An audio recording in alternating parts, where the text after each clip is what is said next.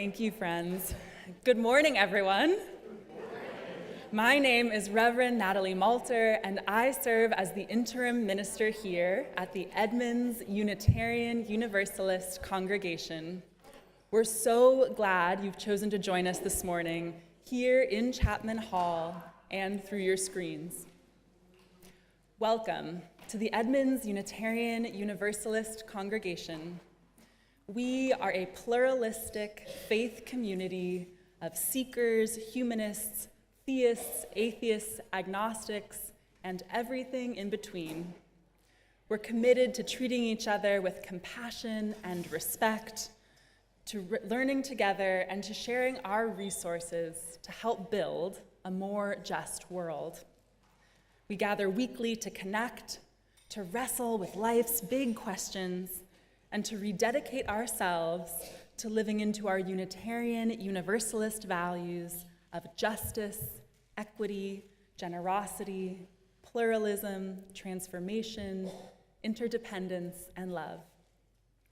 Whether this is your first Sunday with us or you've been here more Sundays than you could ever possibly count, we are so grateful you've chosen to be here this morning. Welcome, everyone.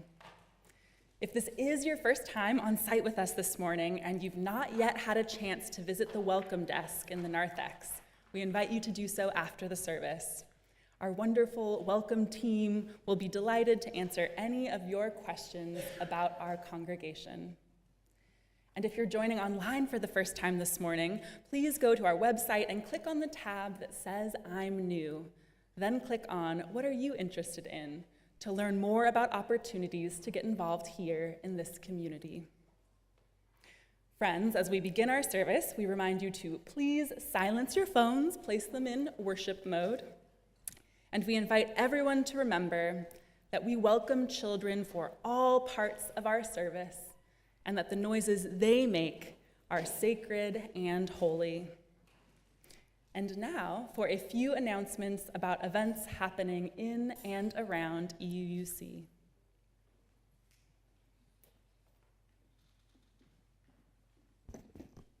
Good morning. CBEC registration is filling fast. The CBEC 2026 is themed Exploring Our Relationship with Nature and will be on Friday to Sunday, September 25 to 27. We already have over 60 people registered, and family rooms are mostly full, but doubles and singles are still plentiful. This weekend retreat, held on the Hood Canal, features historic and nature walks, good food, gathering together, discussions, and sing-alongs. Bring your swimming suit so you can be a polar bear too.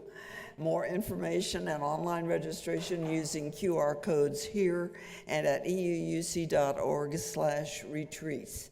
For questions, contact Bruce Baker or go to cbec@euuc.org. Next Sunday is our first Sunday lunch, and this will be a family potluck. No need to sign up, just bring something to share, and ice cream sundaes will be provided.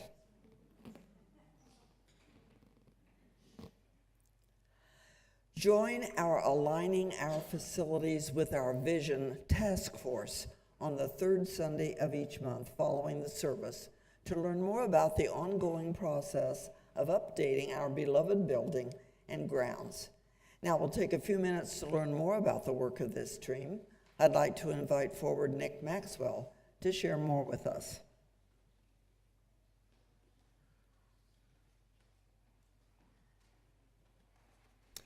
Hi, everyone. Good morning, yes. I'm here to share news about aligning our facilities with our values task force. We are Missy Hancock. Is Missy here today? No. Lex Lowe. Is Lex here? Lex, could you stand up for a moment and kind of pirouette so everyone gets to see you? I think Dan Ford is on vacation. Thank you, Lex. Tom Balderston is probably not here. David Marlowe. Is David here today? No. Zoe Coolbaugh. This is not uncommon. Rob Troms. There's Rob. Oh, no one will see you. Everyone will get a crick in the neck. Rob, come up front, because everybody's going to get a crick in the neck if they look at you. Come. Rachel Maxwell, who is in the front and can stand up and pirouette. And me, I'm Nick Maxwell. Thank you. So why do we have a task force about aligning our facilities with our values? Here's why. We EUC members value welcoming everyone, and yet the bathroom doors from the hall outside RE1 and 2 are too heavy for someone in a wheelchair to open and get through them by themselves. And you can't safely depend on a rollator from your car to Chapman Hall. And I know there are some people who would like to be here, but choose to be on Zoom because they can't get from their car into the service. We care deeply about the climate, and yet we are burning natural gas in our heating systems and releasing global warming pollution. 25 tons of carbon dioxide every year. We want everyone who needs us to find a spiritual community home at EUC, and yet our Sunday services are so crowded during the school years, we often don't have room for a new family of 4 to sit together if they arrive a couple minutes late. The Aligning Our Facilities Task Force is working on all that. Here he is, David Marlowe. David, come up front and turn around so everyone can... We have just hired HKP architects from Mount Vernon to help us. HKP has lined up engineers to review our building and grounds. They will tell us what is possible for all the things we hope to do. Here's a timeline of the whole project. HKP will deliver their concepts of what can be done with cost estimates by December. In December, our stewardship consultant, Kay Kreider, will conduct a financial feasibility study to get a reliable estimate of how much we are willing and able to give to the work of aligning our facilities with our values. We will have Kay's estimate in January. HKP will work with us to update the planning to fit what we can raise, and we will kick off our capital campaign in February. During all of this, there are many ways for you to keep up with what is happening and to weigh in on what you dream for EUC and to help out. Each week, there will be a small update in the TWA, as there was this week, with a link to the Aligning Our Facilities blog on the EUC website. If you're new, the TWA is the emailed newsletter, This Week at EUC. If you don't usually read the TWA, now's a good time to start opening that email when you get it. Announcements will also appear in the EU Circle community. If you would like to sign up with EUC Circle, you can speak to Rachel Maxwell. Every third Sunday of the month, right after service, as we announced, we will gather to talk over what has happened in the last month. And now and then, we'll be taking a moment like this in the service to let you know what's going on. And you can always email me. I am in Breeze, and I would love to hear from you. So, Breeze, Circle, the TWA, EUC website, meetings in RE5 on the third Sunday. There are so many systems and lines of communication. For the Aligning Our Facilities project, you can just rely on one. Pick whatever you like. You can also check in with anyone on the task force to let them know your thoughts. So let's be in touch. Thank you. Thank you.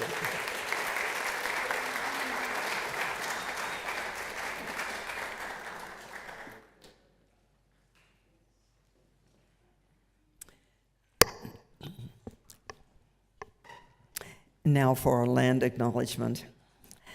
Let us remember that our congregational home, this site on which we're gathered this morning, is placed on the ancestral lands of the Snohomish people, who have inhabited this region of the Salish Sea since time immemorial, and who continue their livelihoods on these lands today. May we all live and learn humbly as allies to the Snohomish.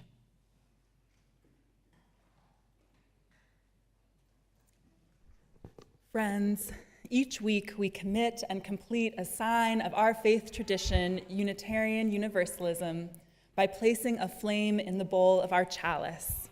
Week after week, month after month, year after year, we light our chalice to symbolize the warmth of this community and the flame of our hope, which still burns brightly even in the midst of challenging and uncertain times. We light our chalice this morning with these words by Melanie Davis, who writes, "Under the right circumstances, playing with fire is a delight. Imagine being gathered around a fire pit as the crackling flames invite us to sing and dance and roast a marshmallow or two. Our chalice also invites us to play, although with ideas rather than with marshmallows. The flame encourages us to explore who we are, who our neighbors are, and where we are on our spiritual journeys. Today, we light this chalice in the spirit of play.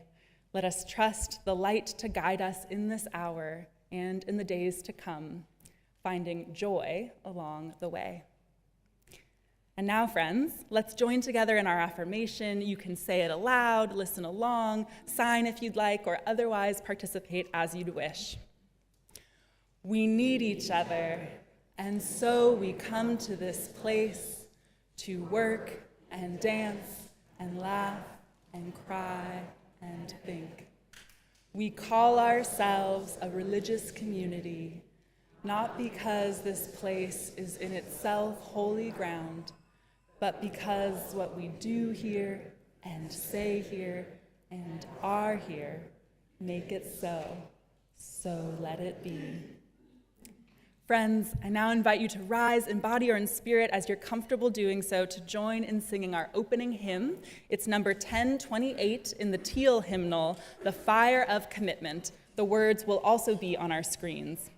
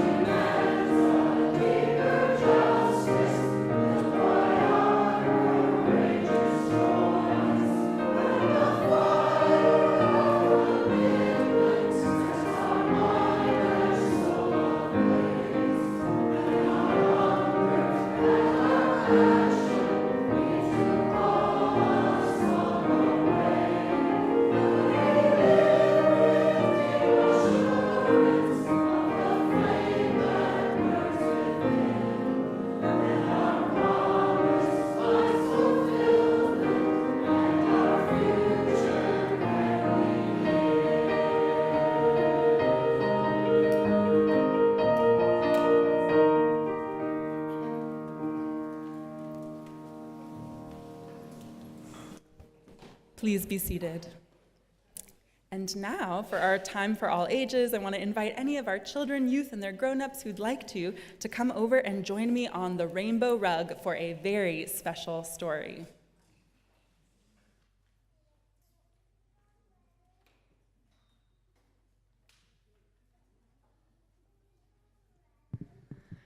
Hello, friends. Hi, can you hear me over here? All right. Good morning, come on up. All right, this is a very special story, and it's also a little bit of a silly story. It's called The Book with No Pictures by B.J. Novak. Oh, it sounds like some people know this one. Do we like this story? Okay, well, there's gonna be a little bit of audience participation, so you guys are going to have to help out. Okay. This is a book with no pictures. It probably seems boring and serious, except here is how the book works. Everything the words say, the person reading has to say, no matter what. Uh-oh. That's the deal. That's the rule. So that means that even if the words say, blork, wait, what? That doesn't mean anything. Blurf, wait a second, what? This isn't the kind of book I wanted to read. And you're saying that I have to say every word in this book? Yeah. That's what you're saying, Lucy? I don't know about that, you guys. I'm a monkey who taught myself to read. Hey, I'm not a monkey, and now I'm reading this book to you with my monkey mouth and my monkey voice. That's not true. I'm not a monkey. Yes, I am a monkey. I am also a robot monkey. And my head is made of blueberry pizza. Wait a second. Is this whole book a trick? Can I stop reading, please? No? Okay, I guess we have to keep going. And now it's time for me to sing my favorite song. Uh-oh, a song? Do I really have to sing? Glug, glug, glug, my face is a bug. I eat ants for breakfast right off the rug. What? This book is ridiculous, you guys. Can I stop reading yet? No. There are more pages?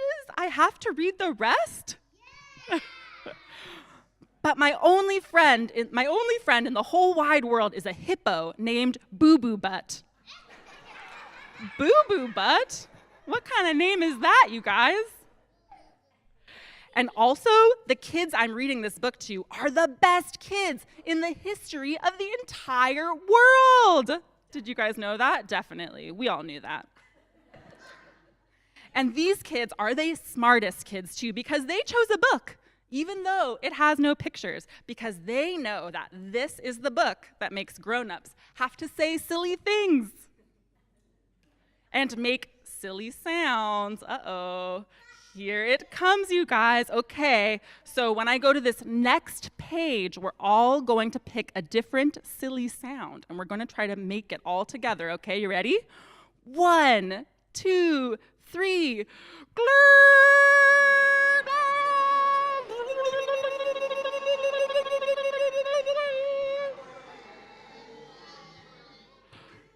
Beautiful. Wow, so many good silly noises, you guys. Oh my goodness. Please, don't ever make me read this book again. It's so silly. In fact, it's utterly and completely preposterous. Next time, please, please, please, can we choose a book with pictures? Because this book is just too ridiculous to read. The end. Bonk! I didn't want to say that. And that, my dear friends, is the end of our special story this morning. Thank you all so much for being here with me. It's It's really great to spend time with you all up here.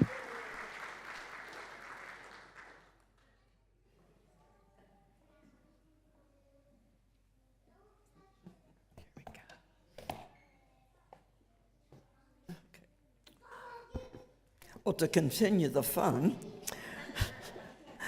as we ground ourselves even more deeply in this sacred time together, we will enter a moment of joyful silliness, a moment of wiggles. Now's the time to check in with your body and get out all the wiggles that you might be holding onto there. Maybe you need to shake out an arm or two, or maybe you need to shake your head or wiggle your shoulders. Maybe you want to stand up and shake it all out. Now's the time. Yeah, that's a way. Wiggle, wiggle. Nice job. Now, as you keep wiggling, I invite you to make a silly face. Whatever silly face you want. Go. Wonderful. More. Okay, now make another silly face. And another. Oh, great. Those are wonderful, silly faces.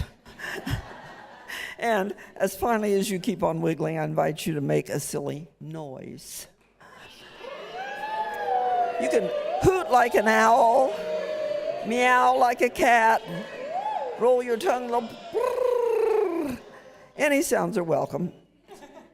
Okay, you stopped, and that's fine. Great work, everybody. You're so good at wiggling. So, I invite you now to settle back into your seat and take a nice big breath in and out. In and out. And one more, big breath, in and out. Sometimes, to feel grounded and present, we just need a few minutes to move our bodies around and to take some deep breaths. Thank you all for doing a moment of wiggles with us. I feel so much better, and I hope you do too.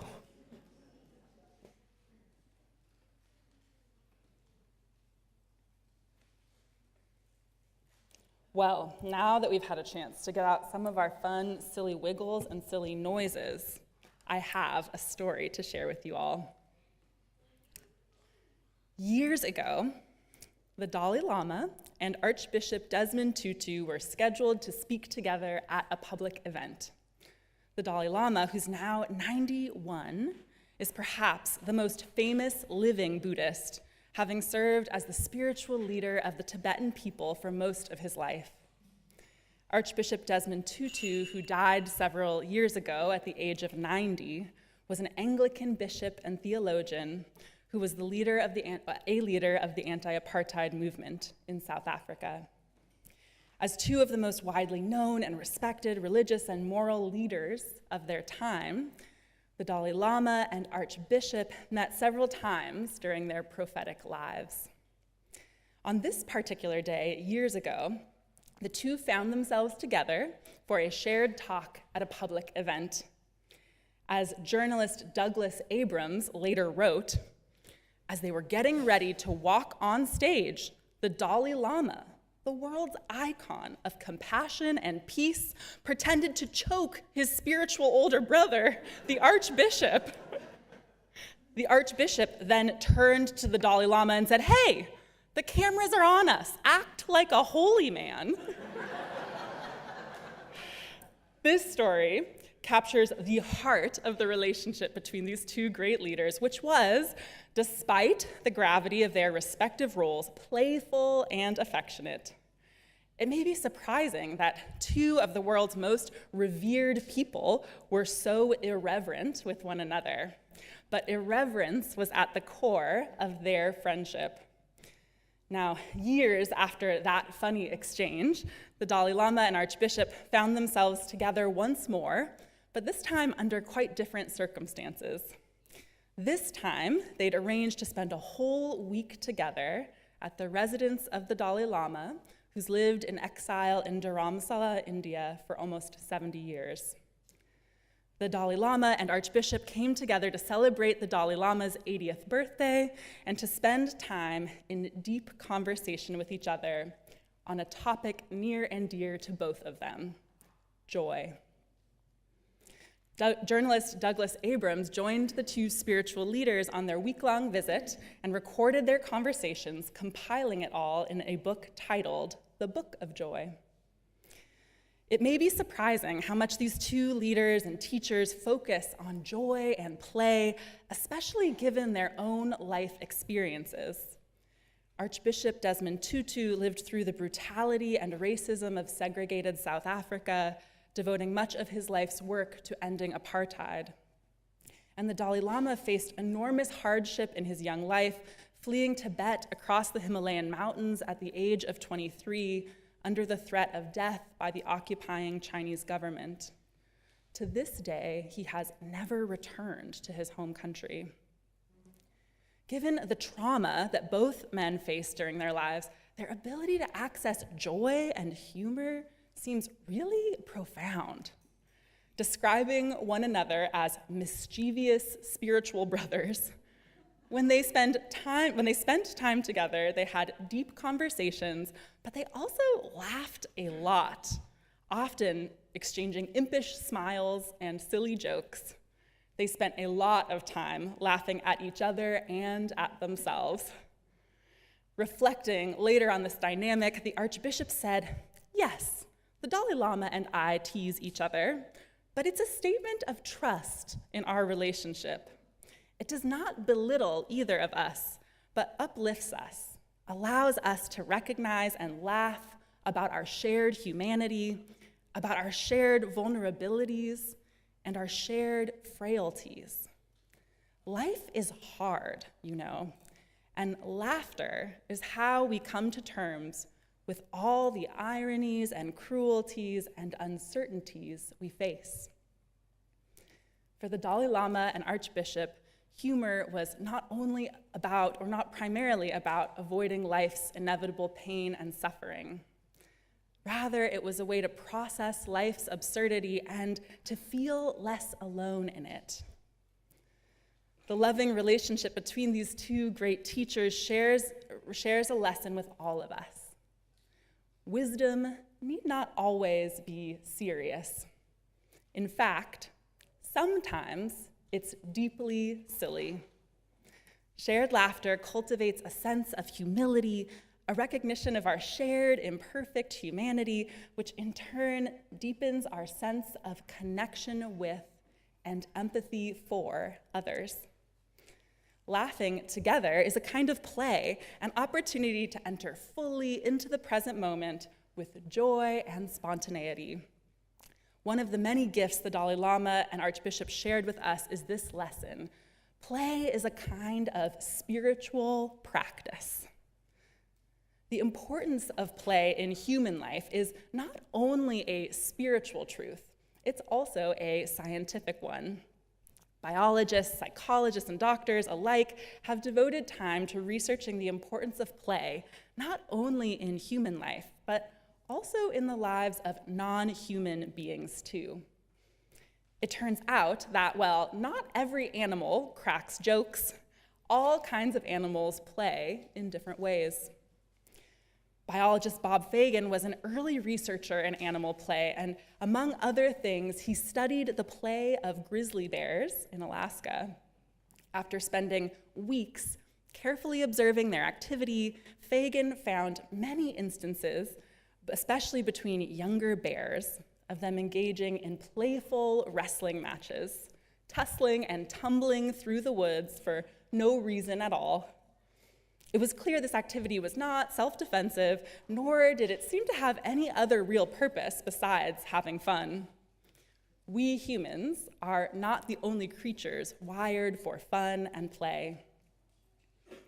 While it might seem surprising to hear that even those huge apex predators take time to play, it's not all that different from the behavior we see between dogs at the dog park who are chasing each other and gently play fighting. Scientists have found evidence of playful activity in creatures all throughout the animal kingdom. Like adorable river otters. Does anyone here think river otters are kind of cute?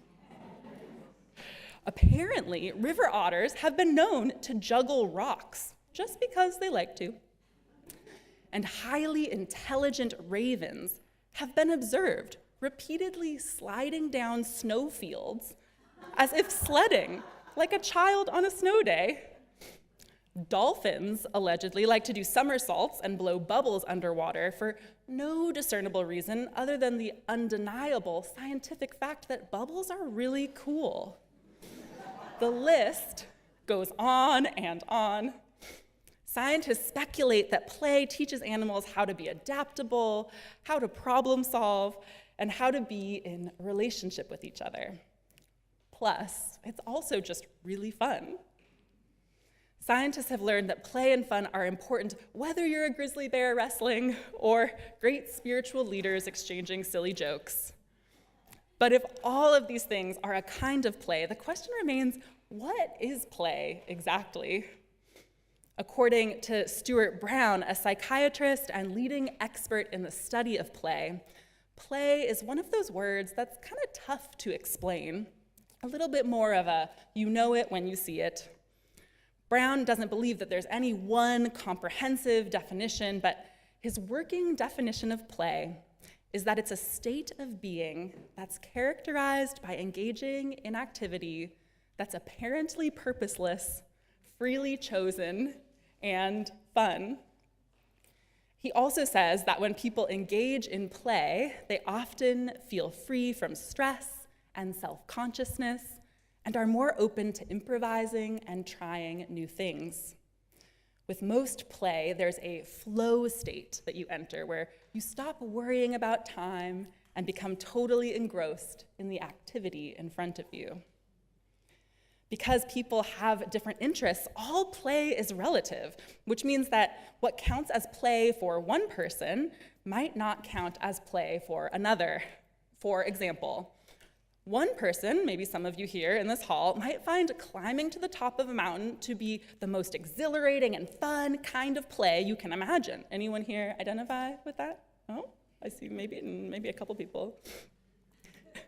But another person might find that same kind of hike terrifying and strenuous. That person might prefer sitting at home and reading a good book about mountain climbing instead from the safety of their couch. Does anyone identify with that? Yeah, maybe a couple people? Each of these activities are a form of play if they bring the player a sense of fulfillment, presence, and joy. In fact, Brown believes each person has a play style, meaning that each of us has a particular way we like to have fun. Some people are movers, needing to get out in the world and do physical activity, like dancing, riding a bike, or hiking. Does anyone identify with that kind of play? I know I do. Other people are daydreamers who play through imagination and storytelling, reading books, watching movies. Does anyone else identify with that? And still others are competitors who prefer to play games and engage in competition with others. Does anyone enjoy that kind of play? I'll admit I'm not the most competitive at board games, but occasionally I can be. And still other people are creators. Where are my creators out there who like building things and making arts and crafts? I've certainly started a lot of arts and crafts projects. There are so many different styles of play. Both scientists who study non-human animals and scientists who study humans find that play, while it might seem purposeless on the outside, is actually quite purposeful. Play fuels imagination, develops problem-solving skills, and helps the person playing learn to respond to an unpredictable and changing world. Play has also been found to create new neural connections in our human brains, enriching our memories and cognitive function. And play is very often social, meaning that it brings us into relationship and community. When we play with other people, we let our guards down, allow ourselves to laugh and be silly. Sometimes we even laugh at ourselves, like our friends, the Dalai Lama and Archbishop.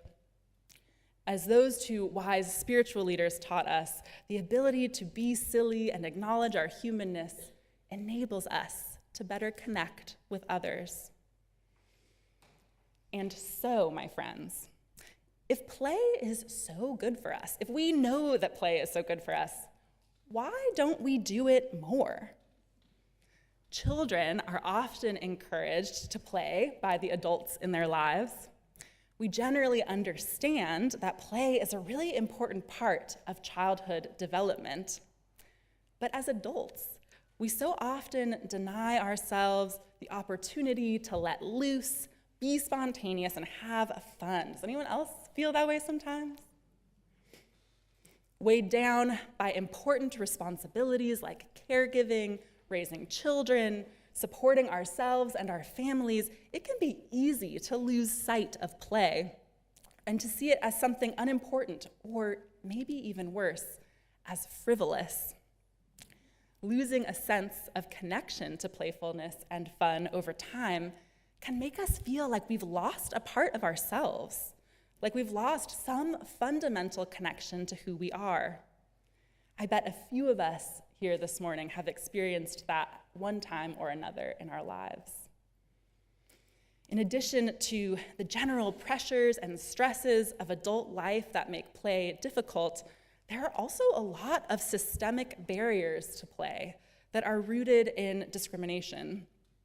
In a 2019 study on the state of play in King County, conducted by the Aspen Institute and the University of Washington, researchers found that systemic barriers exist throughout King County that make it harder for people of color and working class people to have access to opportunities for play and recreation.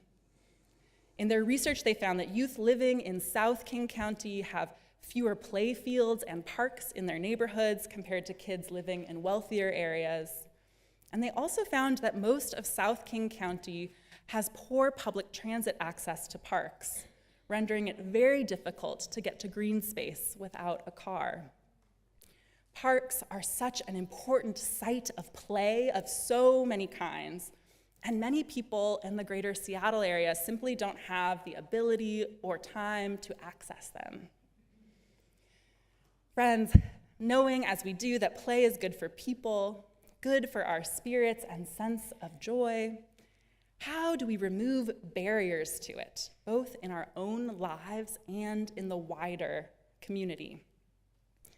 On a systemic level, there are organizations like the King County Play Coalition, which is working to address play inequity experienced by people of color and working class youth in Seattle. The coalition strives to create a King County where all youth, particularly those from historically underserved groups, experience the transformative benefits of play, sports, outdoor recreation, and physical activity. The coalition partners with schools and community organizations to create more opportunities for children of all backgrounds to have access to organized sports, green spaces, and so much more.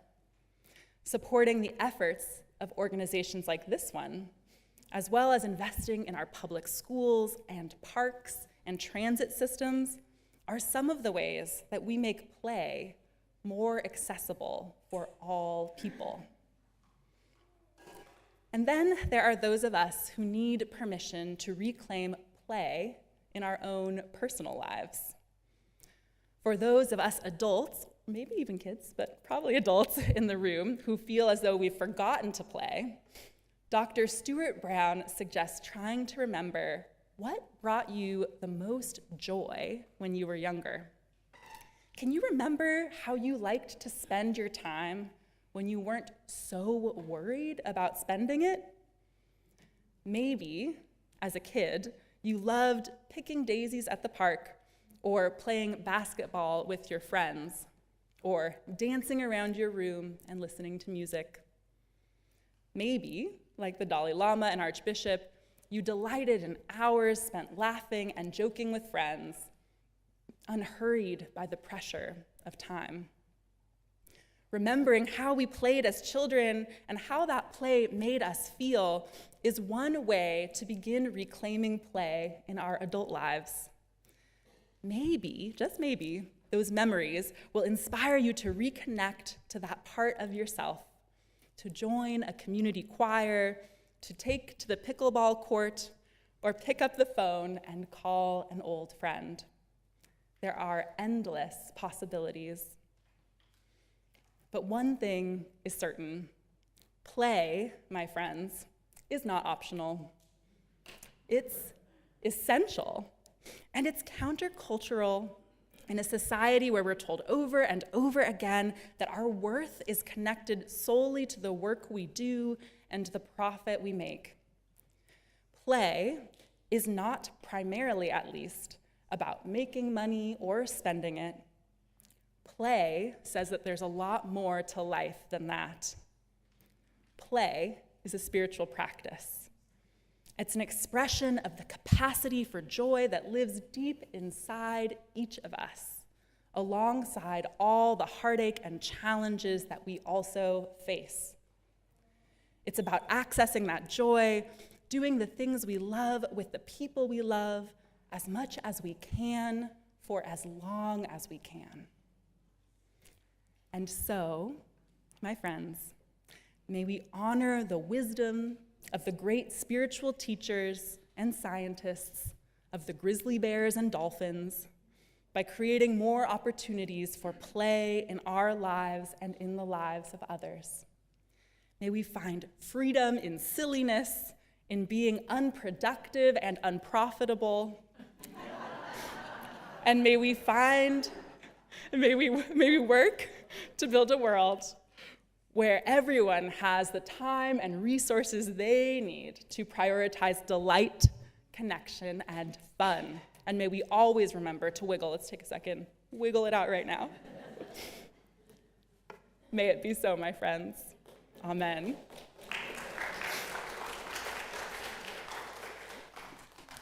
And now, we'll have some special music from Don and Abby. This piece is a waltz from Masquerade by Aram Kachacharian. Thank you so much, my friends.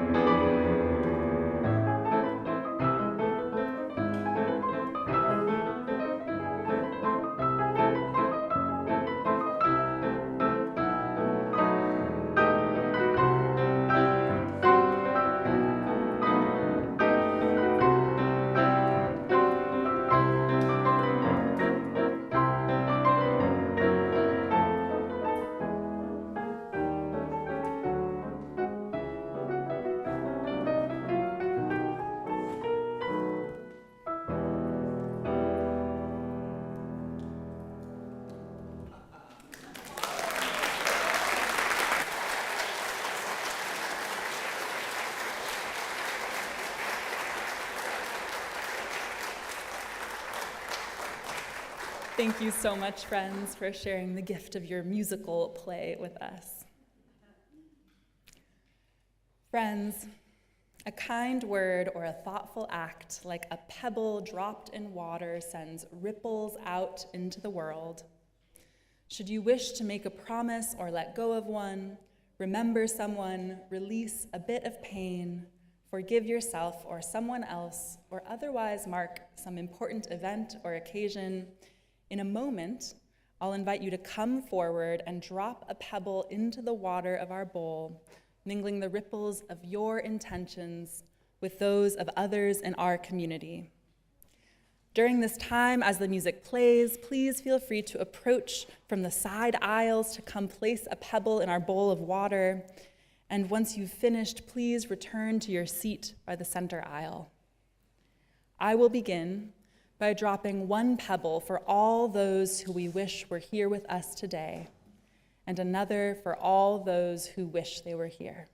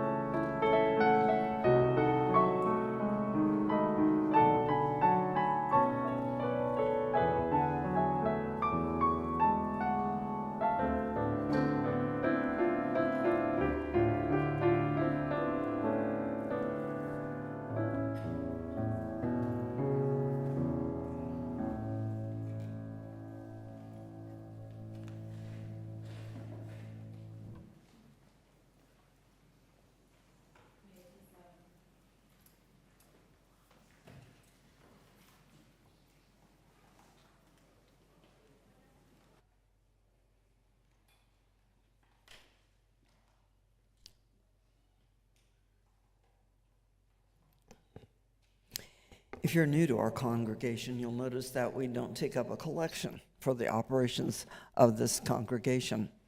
We chose many years ago to support our congregation by making generous pledges of financial support that we pay month by month or year by year.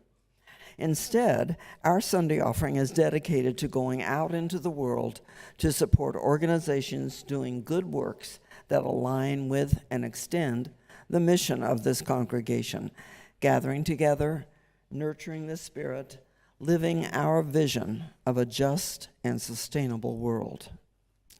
The August cause of the month is the Cocoon House.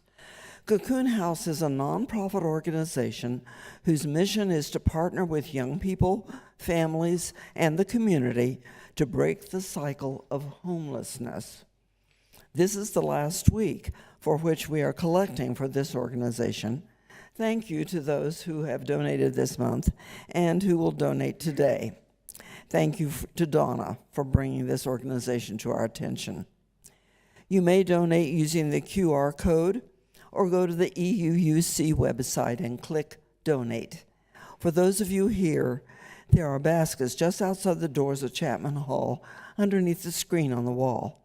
As always, thank you for your generous donations.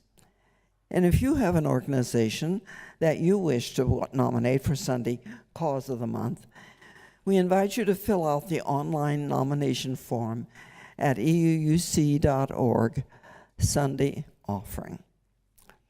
And now we invite you to rise in body or spirit as you are comfortable to join in singing our closing hymn, number 1010 in the teal hymnal, We Give Thanks. The words will also be projected on the screens.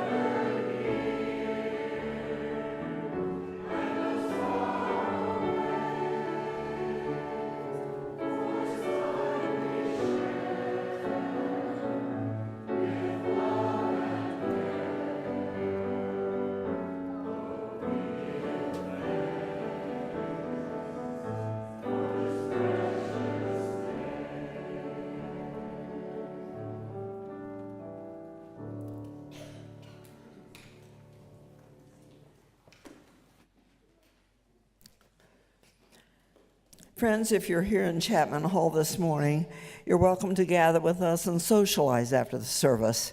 Please go out the double doors in the back of this hall, grab a hot beverage, and join us for coffee hour.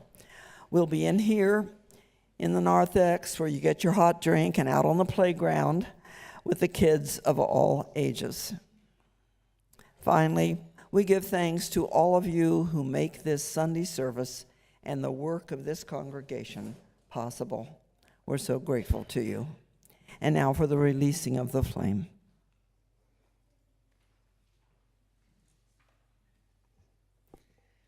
Please join me in the words on our screens as we release the flame of our burning chalice. We release this flame, but not the light of truth. We release this flame, but not the warmth of this community.